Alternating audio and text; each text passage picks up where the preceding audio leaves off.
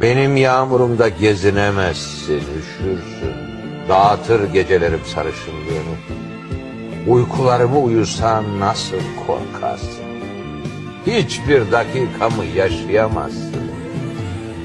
Aysel, git başımdan, ben sana göre değilim.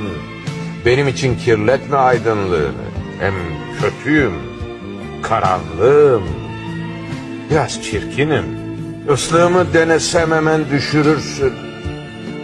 Gözlerim hızlandırır tenhalığını.